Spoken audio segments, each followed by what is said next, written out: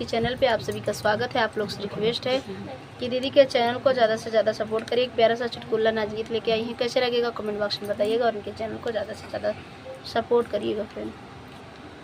Channel कवन कैली कसुरवार उठेला बाल माँ, कवन कैली कसुरवार उठेला बाल माँ, रूठेला बाल माँ, रूठेला बाल माँ, कवन कैली कसुरवार उठेला बाल माँ, कवन कैली कसुरवार उठेला बाल माँ।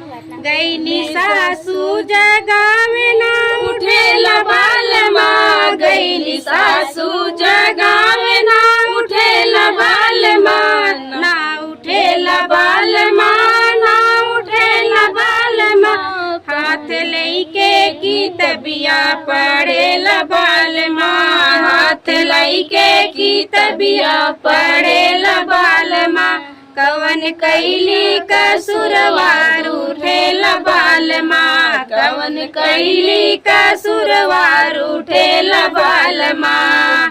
गैली जेठनी जगावेला उठेला बाल माँ, गैली जेठनी जगावेला उठेला बाल माँ, ना उठेला बाल माँ, ना उठेला बाल माँ, हाथ लइके कलमिया लिखेला बाल माँ, हाथ लइके कलमिया लिखेला बाल माँ, कवन कैली कसुरवार उठेला बाल माँ, कवन कैली कसुरवार उठेला बाल माँ।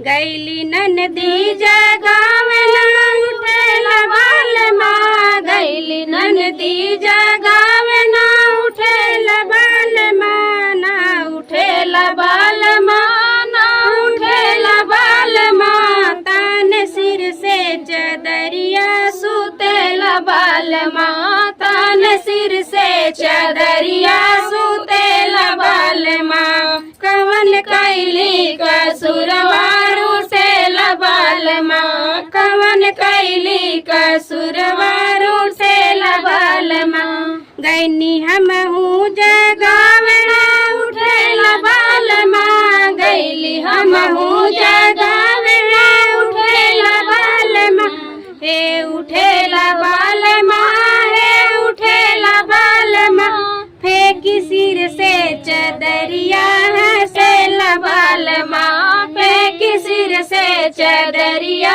हंसेला बाल माँ, कवन कैली कसुरवार उठेला बाल माँ, कवन कैली कसुरवार उठेला बाल माँ। तो फ्रेंड गीत कैसे लगा कमेंट बॉक्स में बताना और दीदी के चैनल को सपोर्ट करना।